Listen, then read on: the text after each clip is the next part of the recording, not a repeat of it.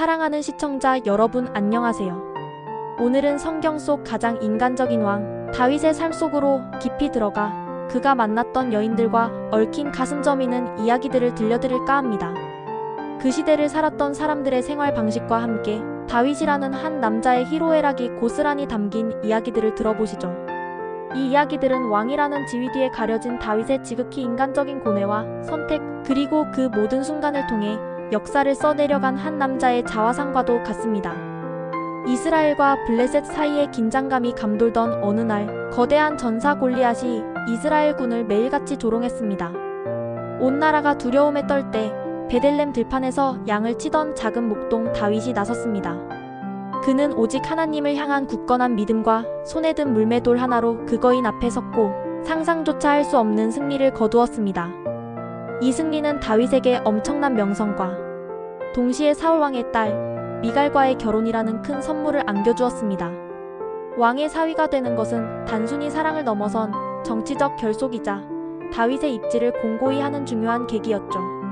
미갈은 남편 다윗을 진심으로 사랑했고 훗날 사울왕의 질투로 다윗이 쫓기는 신세가 되었을 때 그의 생명을 구하는 결정적인 역할을 하기도 했습니다. 그러나 쫓기는 다윗과 남겨진 미갈의 관계는 시련을 맞았습니다. 사울왕은 다윗이 도망자가 되자 미갈을 다른 남자에게 주어버렸고 긴 세월이 흐른 뒤 다윗이 통일 이스라엘의 왕이 되어 자신의 정통성을 확립하기 위해 미갈을 다시 데려왔을 때 두 사람의 관계는 이미 사랑을 넘어선 상징적인 재회가 되어버렸습니다. 왕권을 공고히 하려던 다윗의 정치적인 의도, 그리고 왕의 권위에 복종해야만 했던 미갈의 운명. 결국 다윗의 기쁨에 찬 춤을 비웃다 자녀를 얻지 못하는 비극적인 결말을 맞게 됩니다. 한때는 서로의 생명을 구하고 사랑을 맹세했던 두 남녀의 관계가 시대의 소용돌이와 권력이라는 무게 아래 어떻게 아픔으로 변할 수 있는지를 미갈의 삶은 여실히 보여줍니다. 다윗이 사울왕의 추적을 피해 광야를 떠돌며 목숨을 건 도피 생활을 이어가던 때였습니다. 그는 의지할 곳 없는 수많은 이들을 이끄는 리더가 되어 힘든 시간을 보내고 있었죠. 이 시기 다윗의 삶은 불안과 궁핍의 연속이었습니다. 그때 부유하지만 어리석은 나발이라는 사람이 양털을 깎는다는 소식을 듣게 됩니다. 다윗은 자신의 부하들이 나발의 양들을 지켜준 것에 대한 보상으로 먹을 것을 요청했으나 나발은 다윗 일행을 어디서 온 줄도 모르는 자들이라며 모욕적인 언사로 빈손으로 돌려보냈습니다. 배고픔과 분노에 휩싸인 다윗은 크게 격분하여 부하 400명을 이끌고 나발의 집안을 멸하기 위해 나섰습니다. 그러나 나발에게는 아름답고 현명한 아내 아비가일이 있었습니다. 그녀는 남편의 어리석음을 알고 급히 음식을 준비하여 다윗을 찾아 나섰습니다.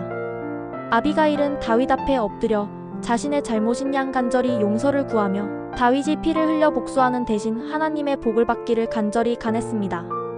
그녀의 겸손함과 지혜로운 설득에 다윗은 분노를 가라앉혔고 그녀의 예지와 현명함에 깊이 감동했습니다.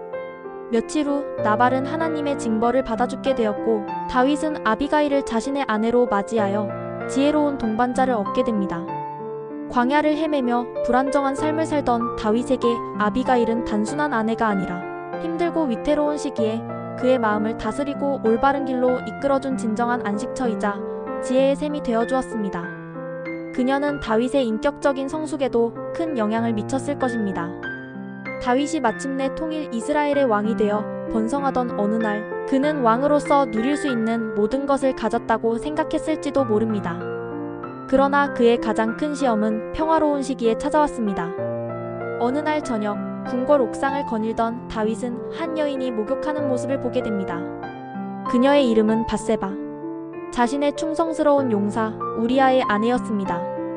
다윗은 충동적인 욕망에 사로잡혀 밧세바를 불러 동침하는 엄청난 죄를 저지르고 말았고 얼마 후 밧세바는 임신했다는 소식을 전해왔습니다. 다윗은 자신의 죄를 숨기기 위해 비열한 계략을 꾸몄습니다. 그는 우리아를 전장터에서 불러와 아내와 함께 시간을 보내게 하려 했으나 우리아는 전우들이 전쟁터에서 고생하는데 자신만 편히 쉴 수 없다며 집으로 가지 않았습니다. 우리아의 충성심은 다윗의 죄를 더욱 부각시켰고 결국 다윗은 그를 다시 전선으로 보내 최전방에서 죽게 만드는 죄악을 저질렀습니다. 우리아가 죽은 후 다윗은 밧세바를 자신의 아내로 맞이했지만 이 죄는 하나님을 크게 노하시게 했습니다. 예언자 나단이 다윗을 찾아와 비유를 통해 그의 죄를 날카롭게 깨우쳤고 다윗은 자신의 죄를 통렬히 회개하며 눈물로 밤을 지새웠습니다. 죄의 대가는 너무나 가혹해서 밧세바가 낳은 첫 아기는 결국 죽고 말았습니다. 그러나 하나님의 긍휼은 끝이 없었습니다. 다윗의 회개를 받으신 하나님께서는 밧세바와의 사이에서 지혜로운 솔로몬을 허락해 주셨습니다. 밧세바는 이후 다윗의 가장 중요한 아내가 되어 솔로몬을 왕위에 올리는 데 결정적인 역할을 하며 파란만장한 삶 속에서 결국 하나님의 은혜와 섭리를 경험한 인물이 됩니다. 이 밧세바 이야기는 위대한 왕 다윗의 인간적인 나약함과 깊은 죄, 그리고 그 모든 것을 뛰어넘는 하나님의 용서와 회복을 보여주는 가장 극적인 증거라 할 수 있습니다. 이 외에도 다윗에게는 유다의 왕이 되면서 맞이한 아히노암, 그술왕의 딸 마아가 훗날 압살롬의 어머니, 핫깃 아도니아의 어머니, 아비달 스바다의 어머니, 그리고 에글라 이드르암의 어머니 등 여러 아내가 있었습니다. 당시 고대 근동의 왕들은 부족 간의 동맹을 공고히 하고 왕실의 후계를 잇고 자신의 권력을 과시하기 위해 여러 아내와 후궁을 두는 것이 일반적인 생활상이었습니다.